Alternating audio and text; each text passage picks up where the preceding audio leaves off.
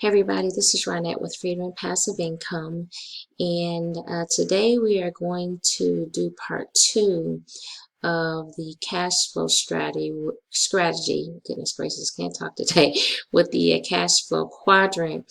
If this is your first time visiting me, the purpose of this channel is to provide you with tips, strategies, and information to empower you to transition from paycheck to paycheck to freedom and passive income.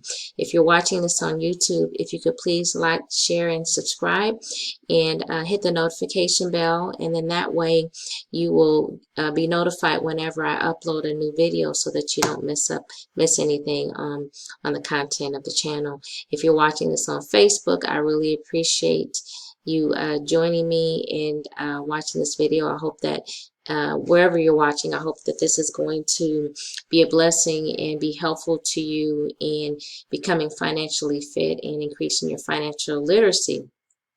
The other thing I wanted to encourage you to do is to download my free book, which is called Make, Manage, and Master Your Money. And that will give you a good overview and give you a way to get started in managing your finances so that you can transition on this journey.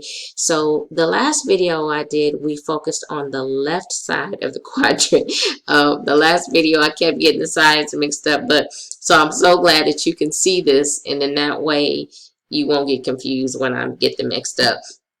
But anyway, we focused on the left side of the quadrant, and I talked about how this is a good place to start, how cash flow is critical to your financial health and building wealth and passive income and all of that. So check out the last video, and it'll give you an update on that. So what I want to talk about tonight is how to transition from the left side of the quadrant to the right side of the quadrant so that you can develop that.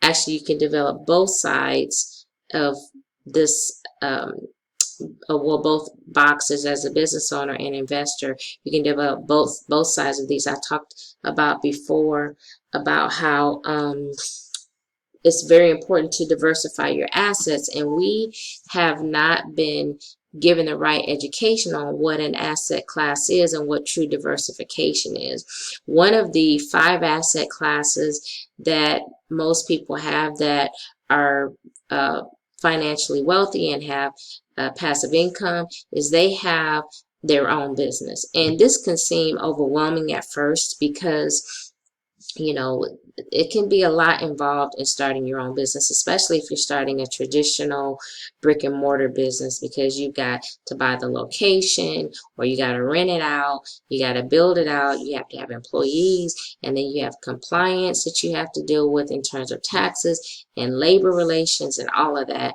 And so that can be overwhelming, but the good thing is that you don't have to, you can still benefit from all of the laws, the tax laws that apply to people that have their own business, and get benefits from that without having to do all of that.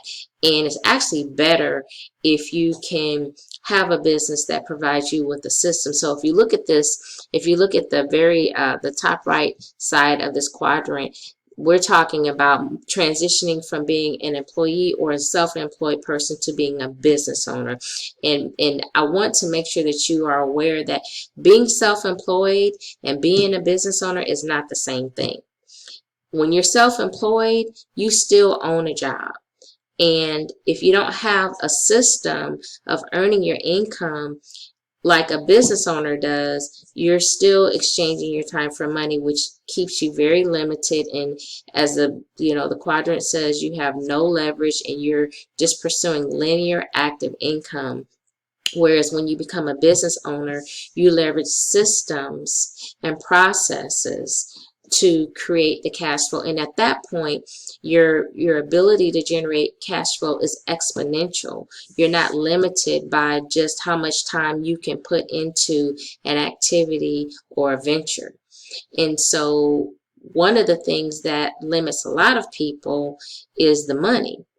And I've done another video, check that out, on how you can immediately inject $300 to $600 per month into your cash flow, and then you can take that money and start a small home-based business. Now, the thing that I recommend when you're first getting started is that if you haven't done so already, when you get that injection of cash flow, that you make sure you have a minimal amount of savings for an emergency fund, at least $1,000, if not more, but at least $1,000, and that you get your debt snowball started. Notice I did not say get totally out of debt. You don't need to. Once you get the debt snowball going, that is going to work on its own while you're also building your own home-based business.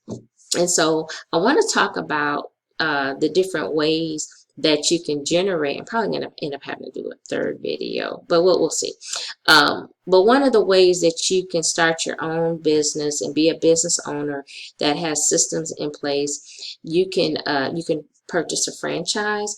But the one thing about having a franchise, you will get the benefit of having a system that's already in place that all you have to do is leverage, but you still have to deal with a lot of the, you don't have to deal with a big expense like I think like to start a McDonald's. You're probably going to be looking at over $1 million, if not more.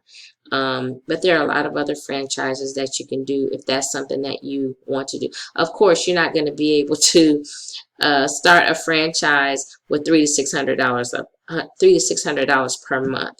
You're gonna have a lot more money, and there's a lot more liability and responsibility with going with a franchise. The other thing that you can do is just start a home-based business. You can do it online. There is affiliate marketing, there's drop shipping, there's Amazon, there are a ton of things. If you go online, there are a ton of things that you can find where you can start your own home-based business, and you can get all the tax deductions that would entitle you to, like a business owner, that a business owner is entitled to. You can get a lot of the things that you spend, a lot of your personal expenses, you can deduct those as a business expense when you have your own business. And so that's what I wanted to share with you tonight, is that once you have implemented the strategy that I've explained to you to inject $300 to $600 per month into your budget, you have your minimum of savings set up, you've got your debt snowball going, then the next thing that you want to do is you want to get all the tax advantages to pull back that cash that you're losing and the taxes that you're paying, because as an employee and a self-employed person, you're not getting all the tax advantages, and you're paying way more in taxes throughout the year. And so not only are you paying more in taxes, you're losing the opportunity cost. In finance, they call it an opportunity cost, which means that you can't have that money. You don't have access to that money to save on your tax expenses, on your interest expenses by this debt snowball. You don't have that money, and not only that, being able to grow your income and put yourself in a position to create exponential growth in your income. You don't have that.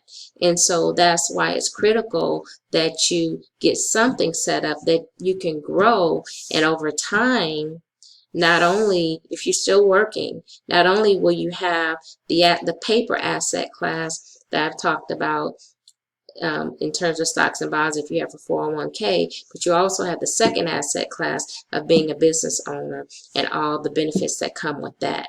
And you can make 6 figures as a business owner and not have one employee. You can make 7 figures as a business owner and not have one employee.